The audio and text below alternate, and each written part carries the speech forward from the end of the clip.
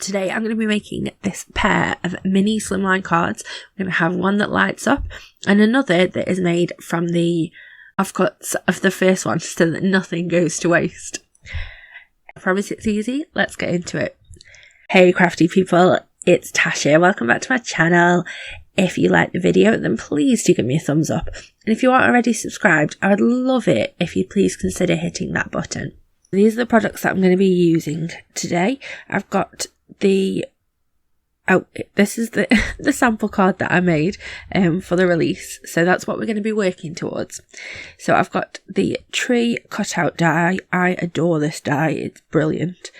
And then this is the mini slimline Celtic knot cover die. Again, it's gorgeous. So I've got a piece of gold glitter cardstock, some vellum, a sheet of teal cardstock, and also an easy light from Pear Blossom Press. So I'm going to start by doing some die cutting. I'm going to cut that tree from the glitter cardstock that I've got, and that piece of cardstock is 3x6, and then I've cut the Celtic knot from the some of that teal cardstock, and again the mini slimline size dies at Trinity are 3x6. So I'm just adding a little bit of glue onto that die cut, and I'm just sticking it down over the same colour cardstock. I think this makes a really super quick and easy background, but it just adds a lot of interest to your background, but whilst still not taking centre stage, if that makes sense.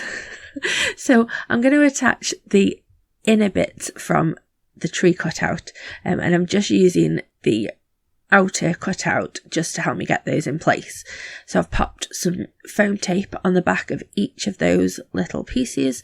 I'm adding a little bit of glue as well just to help them stick, because obviously there is pattern texture in that background, and also that gives me a few seconds if I don't get it quite right the first time I try to put it in. So I'm just going to work my way from the bottom right the way up the tree. I find that these reverse action tweezers are your best friend when you're trying to do something like this. They make it so much easier, and yeah, just work a piece at a time and you'll get there.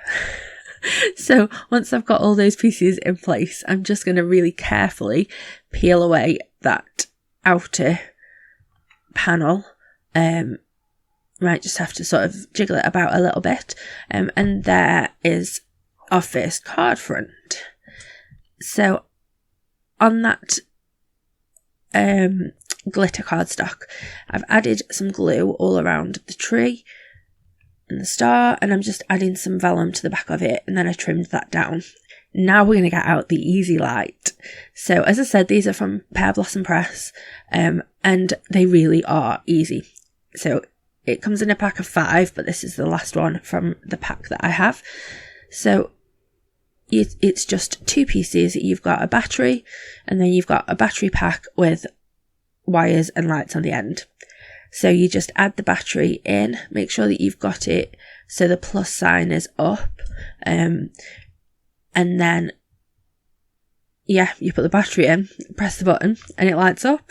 It's that easy. So I've added some more glue all around the tree and the base of the tree, and added some of that teal cardstock to it, but I have not put teal cardstock over the star because I'm going to do this one a little bit differently than I did the sample card. So I'm just figuring out where the placement will be for my button. I want it to be so that when you press the base of the tree, that's where the light up is going to be. So I'm adding some strong double-sided tape to the back of that battery pack, trimming it off. Just be really careful. Every time I have scissors near these, I'm like, oh, I just have a moment of panic. What would I do if I cut the wire? Well, I wouldn't have a working easy light anymore. That's what I would do if I cut the wire. So do be careful. So I've attached some to that battery pack, just getting it in place so that when you press the base of the tree, it will light up. I'm using a little bit of just masking tape. It doesn't matter what it looks like on the back, you're not going to see any of this, so just use a little bit of tape to get the wires down and to get the lights where you want them to be. So I'm just going to have all 3 of the lights behind that star so that it's really nice and bright when it does light up. And then you can see, beautiful. And I sort of have the light facing back away from the star. I just think that's going to give it a softer glow than if you had the 3 LEDs pointing outwards. So I'm showing you here how you can do these easy lights if you are going to be mailing your card, because you don't want it to get there and the battery to be run out. So you just need to cut a little piece of cardstock and slide it in between the metal casing for the battery and the battery itself, and that's just going to interrupt that connection so that if the button is pressed, the light won't be on. So I've added lots of foam tape all over, as you can see, but you do need to double up. Well, it depends what foam tape you've got. My foam tape is just standard, so it's not really very thick, so I've doubled up all of it, but I know you can get thicker foam tape, so just see what you have. I'm going to trim down a card base. So the great thing about the 3x6 size mini Slimline is it's really easy to make a card base. Just cut it 6x6 and then I scored it at 3. And when I fold that over, I'm going to have a perfect card base for this size. I'm going to attach the light up panel directly to the card base. But to help me make sure that's all aligned properly, I'm just going to use my MISTI. So I've got the panel, I've removed most of the backing tape, and I've added some liquid glue again. I'm going to put that right in the corner of my MISTI, and then I can use the corner and the edges of the MISTI to help me line that card base up so that I've got perfect positioning. So that's cool. So this is the sentiment for almost anything stamp. I love this little Merry Christmas that's in there. I'm going to stamp that onto some more of that teal cardstock. I'm going to do it twice, so I've got one for each of my cards. I added some anti-static just because I'd been touching that card quite a bit, and with it being such fine letters, I wanted to make sure that I'm not going to get any where I don't want it. So I've embossed that in platinum, and then I'm going to emboss the push from this Papercrafting Magic stamp set onto some vellum. So just to remove that anti-static, I'm just using a little cloth that I have. I'm going to trim those sentiments down into little strips, and then I'm going to decide where I want them to go on my card. So I quite like having this one there, but I want it to finish at the edge of the tree. So I'm just using a pencil to mark out the lines where that will be. Trim that down, and then I'm going to add some wet glue to that and add it to the card base. The card panel, sorry. And I just wanted to mention, I know that I have said before that sometimes my hands don't do what I want them to do. And today, they weren't brilliant, as you can probably tell. My hands are shaking quite a bit. It's very frustrating. It's difficult to get things lined up. And I can get really cross with myself when that happens. But yeah. That's life. That's life with chronic illness, unfortunately. And I wanted to leave it in because, yeah, now, you can see what I mean when I say that my hands don't always do exactly what I want them to do.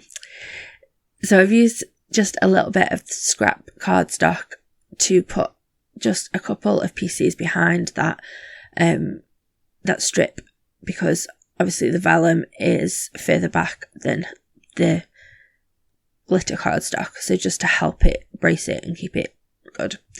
So I added the push on vellum onto the base of the tree where you would need to push. And then in that same Papercrafting Magic stamp set, there is also a pull sentiment. So I've just stamped that onto that cardstock, and then you could just trim that down. But I'm going to be hand delivering this, and also I wanted to show you how it looks when it's done. So I've just pulled that straight out. But that is how you would do it if you were doing, if you were going to be sending it in the post. So there we go. As I said, these easy lights really are easy. I know that they can be a little bit intimidating, but they are pretty awesome. And now I have 2 really fun light up cards. And also I have 2 extras with the pieces that this tree cutout die cuts. I just think it's awesome. I love a twofer. So what do you think of the cards?